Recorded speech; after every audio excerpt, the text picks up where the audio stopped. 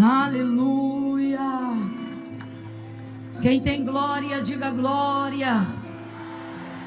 Quem é do aleluia, vai dizendo aleluia.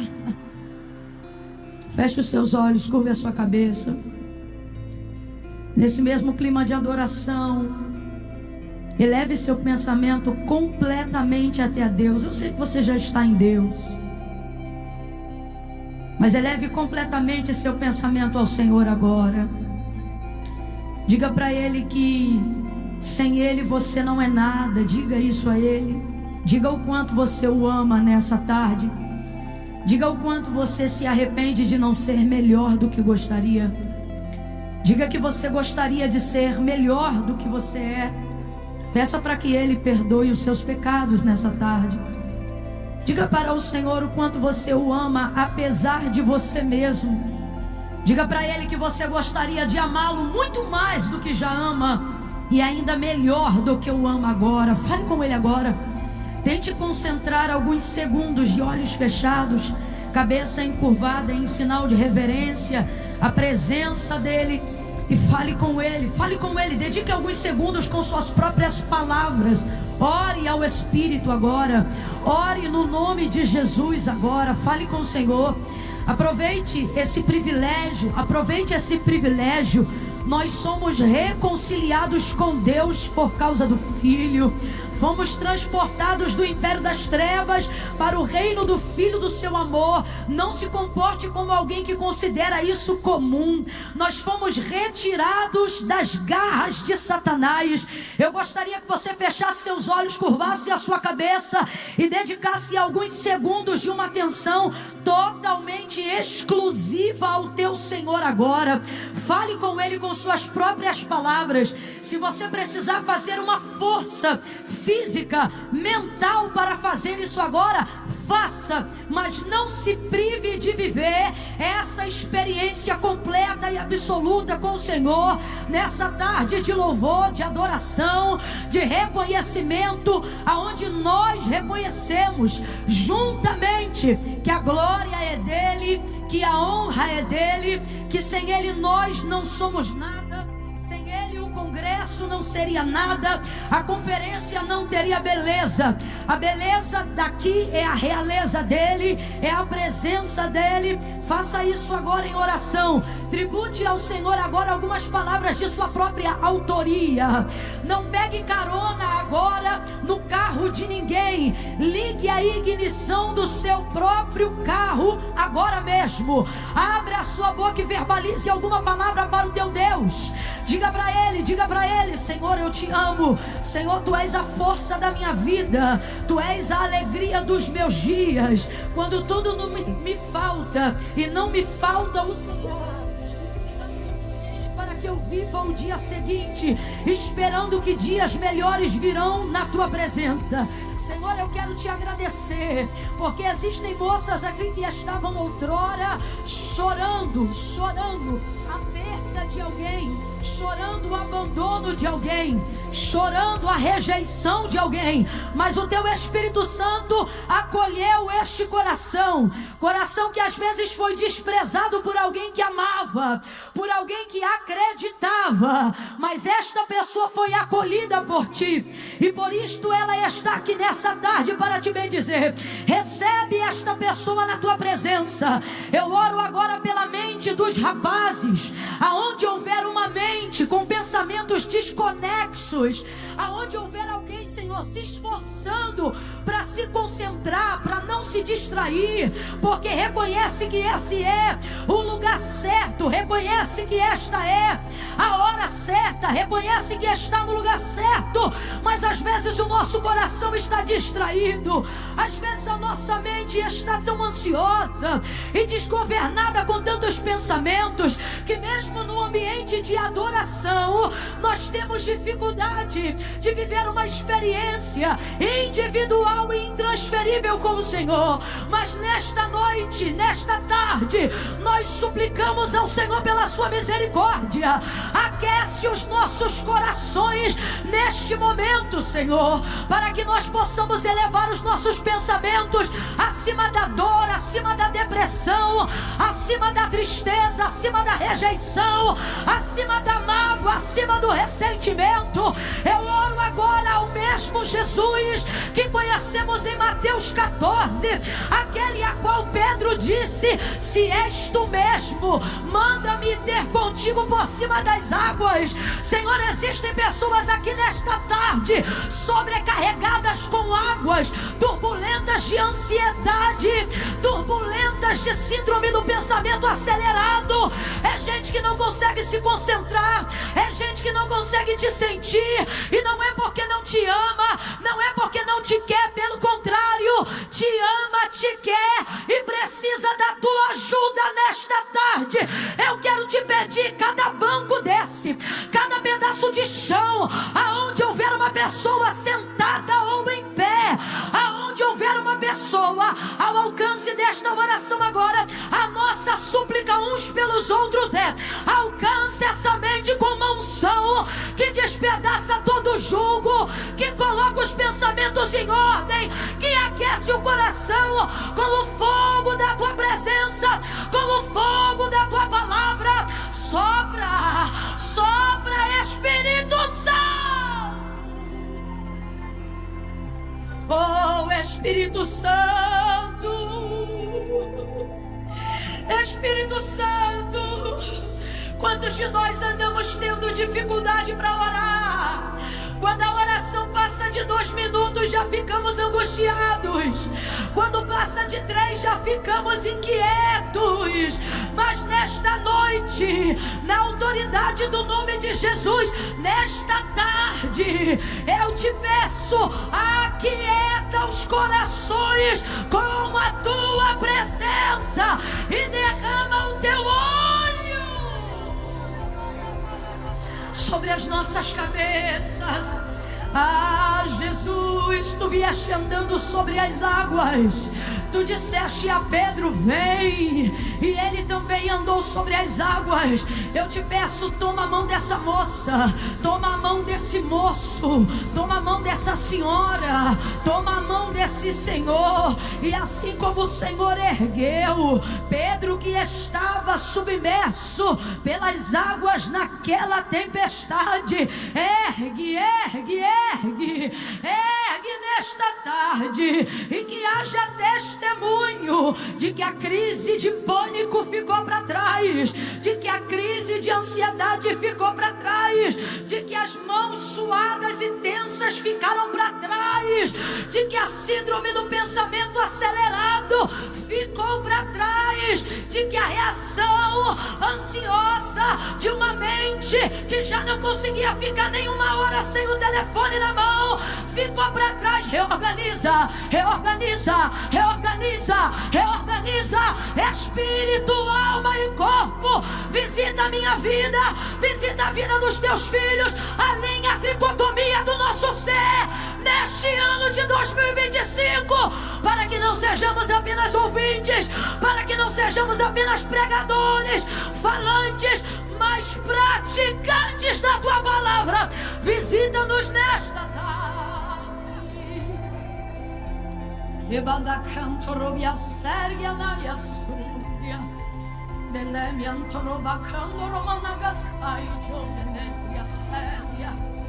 Quem é batizado com o Espírito Santo e evidencia isso no falar em outras línguas, está liberado. Edifique a sua alma e fale em línguas.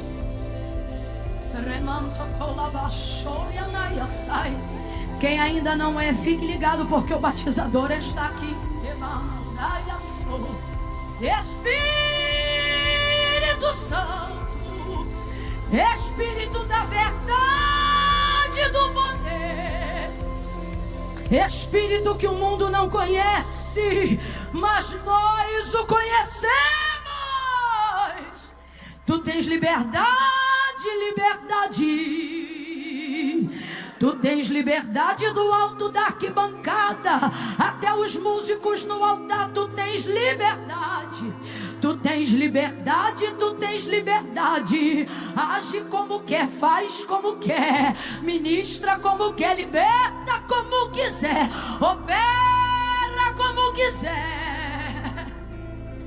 Nós oramos assim, Senhor, te pedindo contrição, quebrantamento de coração, para a honra e para a glória do teu nome. Essa é a nossa oração.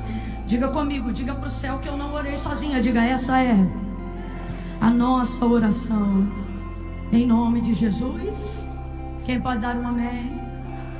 Oh, glória a Deus.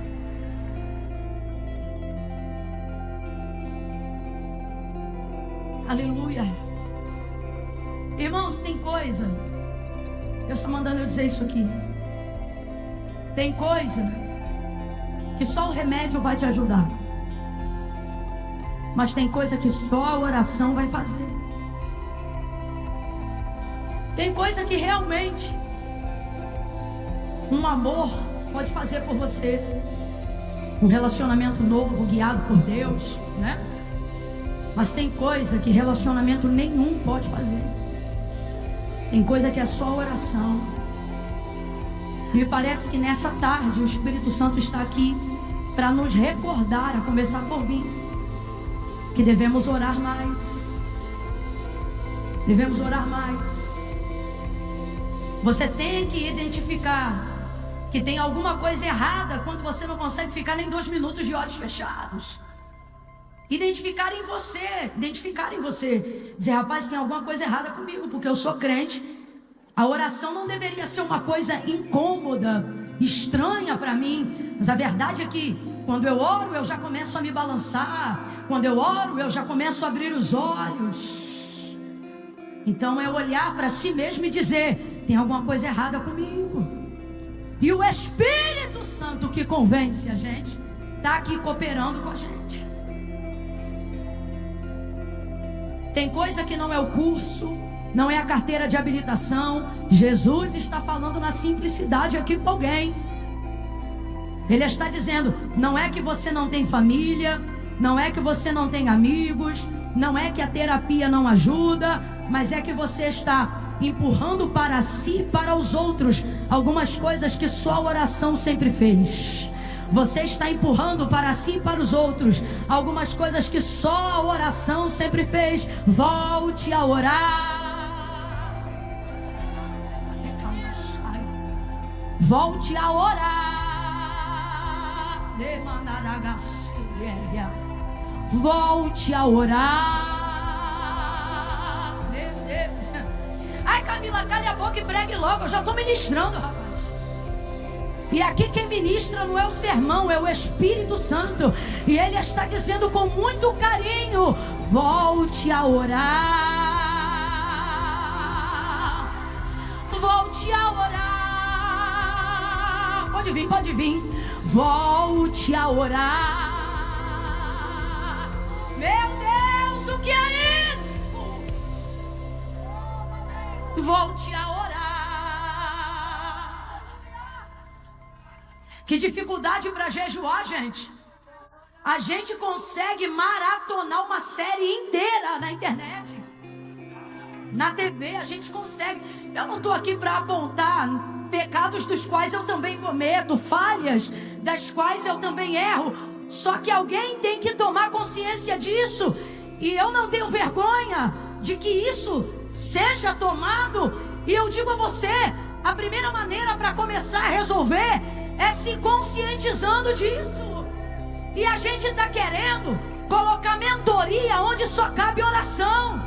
A gente está querendo colocar palavra motivacional aonde só cabe oração. E aí você não entende, eu não entendo. Por que que toma a ceia? Por que que vem no culto? Por que que investe na conferência? Mas depois de 7 dias, aquela vibe passa, aquela sensação passa, e aí a tristeza volta e o ano se repete. E por que que isso acontece? Porque você acha que a mudança está na revelação de uma palavra que eu, pastor Júnior Trovão e mais algum príncipe do eterno vai trazer.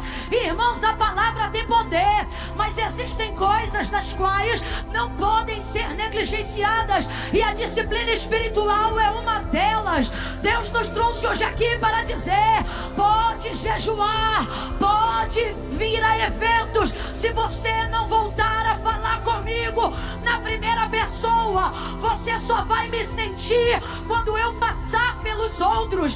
Você só vai me sentir quando eu usar os outros. Você vai depender de mensagem do YouTube a vida inteira. Vai depender de livro para não cair. Vai depender de hino atrás de hino para não desviar. E estas coisas não deveriam ser para segurarem a sua fé. Elas deveriam ser para promoverem a sua fé, para aquecerem a sua fé. Mas você depende disso no devocional, porque se eu não pregar no YouTube, você não lê a Bíblia. E Deus está dizendo: pare de terceirizar meu relacionamento com você. Vá ler a Bíblia, vai orar, volte a orar. Meu Deus, o Espírito Santo de Deus está aqui. E Ele está dizendo: volte a orar. A culpa te tira desse lugar. O medo te tira desse lugar. Camila, eu já estou habituado há tanto tempo assim que eu te confesso que quando eu dobro o joelho, eu nem tenho palavra para falar com Deus. Eu fico sem graça, sabe? Parece que só está eu ali e Deus não está comigo. Deus está falando com alguém aqui. Não está comigo, sabe? Eu não consigo desenvolver relacionamento. Porque você só busca a Deus quando precisa. Logo, a motivação da sua busca se tornou necessidade. Então, quando você não está precisando de nada e está tudo bem como está agora, por exemplo, você está bem agora, você está num ambiente de fé, de adoração agora, e aí num ambiente desse, orar se torna um desafio, porque você habituou-se a relacionar-se com Deus baseado em necessidade.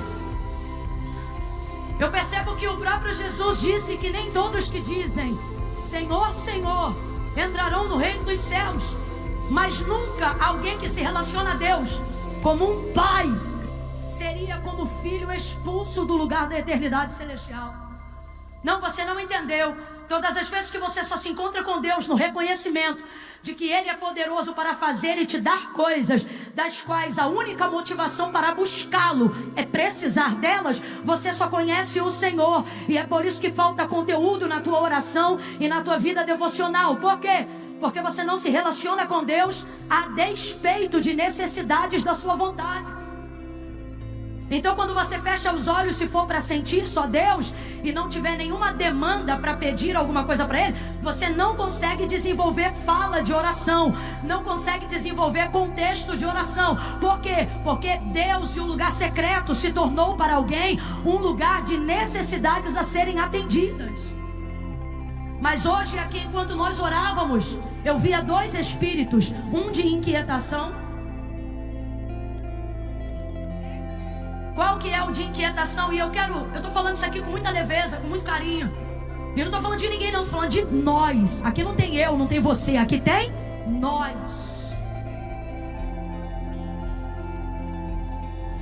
Se quem tá orando no microfone começa a orar, a sensação que dá é que tem que parar logo de orar, porque se for chamado para pregar, tem que pregar logo.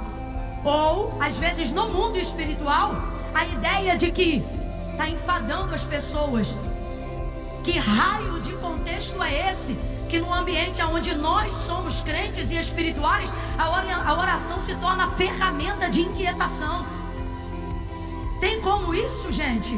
Não tem como. Então, vez ou outra, eu sinto um espírito de inquietação querendo nos afrontar no lugar da oração. É você dobrar o joelho e você tem tempo para tudo. Se eu for baixar o tempo de uso do meu iPhone, se eu for baixar o tempo de uso do seu iPhone, do seu Android, do seu telefone, ele vai mostrar aí 8 horas de uso por dia. 6, só quem usa pouco tem 4 horas de uso por dia. Quem usa pouco. E a gente dizendo que não dá tempo. E a gente o tempo todo na hora da oração, querendo fazer uma devocional de 5 minutos, achando que aquilo é o suficiente para todas as horas do dia. Depois não entende por que não rompe com a tristeza da alma. É porque o buraco dessa tristeza, o Rivotril não tira. Só o lugar do encontro com Deus tira. O lugar de quem o conhece, de quem sabe aonde ele está e de quem precisa ir ali procurá-lo. Em noites como essa, na condição de pregador, Às vezes há sobre nós uma grande expectativa, uma boa palavra, uma grande mensagem, mas com todo carinho, irmãos. Eu estou muito desprendida nessa noite, eu ainda nem consegui ler o texto, mas o que o Espírito Santo diz para mim é: do que adianta uma grande revelação a ser compreendida sem a experiência de como ela é vivida? E ela é vivida no lugar da oração. Eu tenho um chamado, você tem outro. Vai vir alguém aqui prega, alguém canta, o outro intercede. Você cuida de um departamento. Vai ver, você ainda está ajudando na sua igreja, tentando descobrir qual é a vocação principal do seu chamado.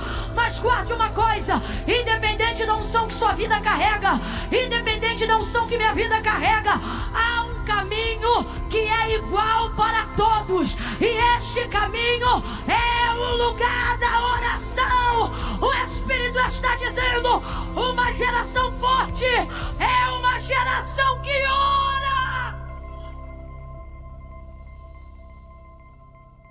Se você tem 8 horas de uso na internet e não tem nenhuma hora de devocional por dia, pode botar quantas camisas quiser, você não pertence a essa geração. Esta geração não é a geração de iPhone, é a geração que ora, a geração que vai mudar a história dos nossos anos. É a geração que ora. É a geração que ora. Irmãos, pode ser o melhor pregador do mundo, pode estar em tudo que é cartaz, evento e etc. O caminho é igual para todos. Naquele dia, não é sobre quem prega, nem sobre quem canta, mas sobre quem falava com ele. Já há algum tempo eu tenho adotado uma filosofia de fala, para tentar comunicar algo, porque eu percebia uma coisa na condição de pregadora. Enquanto ministrava a palavra, os olhares estavam atentos, mas quando eu colocava a igreja de pé para orar, as pessoas ficavam dispersas. Ou mesmo se eu as deixasse sentada para orar, você percebia que uma distração tomava conta do ambiente, maior do que o nível de atenção que tinha na palavra. E então um dia o Espírito Santo falou comigo: diga ao meu povo que tão importante quanto falar de mim é falar comigo. Vamos falar a verdade, gente? A gente fala dos nossos problemas uns para os outros, mas não fala com Deus sobre eles. Falamos de Deus o dia inteiro. É difícil aqui, apontar um crente que não fale de Deus, até quase que involuntariamente ao longo do seu dia.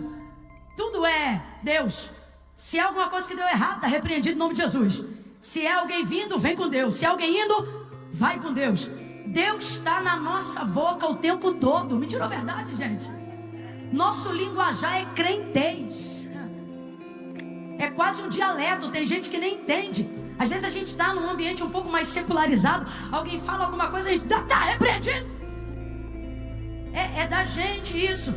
Então veja, não temos dificuldade de falar de Deus. Completa para mim, para eu ter certeza que você está ouvindo o que eu estou falando. Nós não temos dificuldade de falar Vamos lá? Não temos dificuldade de falar. Quantos pregadores falam de Deus o dia inteiro? Quantas vezes eu ministrei aqui em um lugar, ministrei ali em outro lugar, ministrei ali em outro lugar, e chegando em casa às vezes, devastada pelo cansaço, falei dele o dia inteiro e fui dormir sem falar com ele. Isto é uma incoerência que não pode fingir que está passando desapercebida. Vamos à igreja, abrimos a Bíblia, ouvimos a palavra, mas ao chegar em casa, não falamos com Ele. Pregamos sermões de 1 hora, conversamos com pessoas sobre conferências, fazemos reuniões de horas e horas, e depois damos 10 minutos de devocional, e não entendemos porque a alma está afogada em enfermidade. O ímpio prospera em seu caminho porque nunca conheceu ao Senhor. Mas um crente que já viu Deus uma vez, que já se aproximou de Deus uma vez, não conseguirá mais viver 100% realizado, sem se relacionar com esse Deus de maneira direta, pessoal e intransferível. Que incoerência é essa? Até quando vamos falar de Deus sem falar com Ele? Vamos pregar sobre Ele sem falar com Ele? Certa feita eu me lembro de um dia de muita angústia, onde eu me sentia muito culpada por não estar com a minha vida devocional em dia. E talvez isso seja comum para alguém que não vive disso, mas eu vivo do altar e para o altar. Então para mim essa culpa é como uma bigorna que me esmaga a alma, e como um pecado de lepra que, se Deus não curar, não pode ser retirado. E num dia, estando assim, eu me lembro que eu disse: Senhor, me guarde da desgraça que seria viver do teu nome sem falar contigo. Me leva antes. Isso tem alguns anos e eu me lembro de ter orado assim, porque não tem desgraça pior do que essa, de pertencer a um meio sem ter senso de pertencimento pelo qual o meio se move. Deus. Eu não posso só sentir Deus quando alguém que eu gosto prega. Eu não posso só sentir Deus quando um hino que canta me toca e me emociona. O Senhor era Deus de Abraão, Deus de Isaac, Deus de Jacó. E cada um teve a sua experiência com Deus, para em algum momento poder abençoar os seus filhos e dizer: Ele é o meu Deus. E Deus está nos reunindo nesse encontro nesta tarde, e Ele está dizendo: eu também quero ser o seu Deus. Eu não quero ser a vida inteira o Deus dos teus pais. Eu não quero ser a vida inteira o Deus dos teus avós. Eu não quero ser a vida inteira somente o Deus dos teus pastores. Você só é curado quando o pastor impõe a mão em você.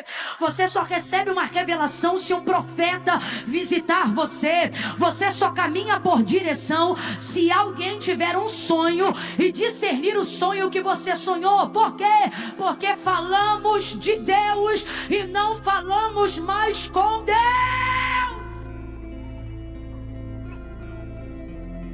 Eu sei que você esperava uma mensagem diferente. Eu confesso que eu também. Mas tudo muda quando a gente ora mais um pouco. Caduca teu irmão aí, a primeira vez que eu estou te pedindo isso nessa tarde, e diga assim para ele ou para ela: diga, o problema foi orar. Porque quando ora tudo muda. Deus muda cenário, muda palavra, muda contexto, porque o mundo espiritual é dinâmico. Tem gente aqui que já sabe a resposta. Você já sabe a resposta e não quer orar justamente por isso. Mas Deus te trouxe aqui para dizer: ora, ora que eu mudo tudo. Ora, ora que tudo mudará. Tem que orar. Tem que orar. Não é o que você queria ouvir, também não era o que eu queria pregar, mas tem que orar. Meu Deus do céu, não tem caminho novo. O caminho é o mesmo. Você tem que voltar a orar. Eu não sei para quem, mas o Espírito Santo está dizendo a alguém: lembra quando 2 horas para você pareciam 20 minutos? E alguém pensa que deixar de orar é porque deixou de ser menino. Se tem uma coisa que a oração traz, irmãos, é maturidade. Então não use a sua dificuldade em romper em oração sobre a justificativa de que você cresceu. Porque crescer diante dos homens e não crescer diante de Deus é continuar pequeno. Quem trouxe Bíblia? Quem trouxe Bíblia? Volte a ler a Bíblia. Volte a andar com a Bíblia. Irmão, com todo respeito, eu também leio a Bíblia no telefone. Só que o telefone tem a Bíblia, mas ele não é a Bíblia. A Bíblia é a Bíblia. Volte a andar com a Bíblia. Existem países que pagariam preços como pagam, preço de sangue, só para botar ter nas mãos esse livro que a gente tem. Só de um crente sair de casa com a Bíblia, ele já está fazendo um protesto silencioso de maior barulho que esse mundo já viu. Bem-aventurado é o homem e a mulher que pode sair de casa carregando a Bíblia. Ainda tem mais dias amanhã. Mostre que você não tem raiva quando é confrontado pela palavra. E amanhã, traga uma Bíblia. Traga uma Bíblia. Venha. Ah, Camila, eu tenho medo de perder. Esse já é o princípio para começar a guardar. Você não vai perder, nem das mãos e nem do coração. Porque quem tem sempre a Bíblia na mão, sempre terá a palavra de Deus no coração. Quantos vão trazer a Bíblia amanhã? Digam amém. Traga a Bíblia amanhã. Edifique a minha fé. Edifique a minha fé. Se trouxer a Bíblia amanhã, mas só quem não trouxe hoje. Edifique a minha fé e maximize sua humildade. Traga a Bíblia amanhã e coloque a hashtag eu trouxe a Bíblia hoje. Só para eu saber que essa palavra encontrou um lugar muito macio e agradável no seu coração. Quem entendeu, diga amém.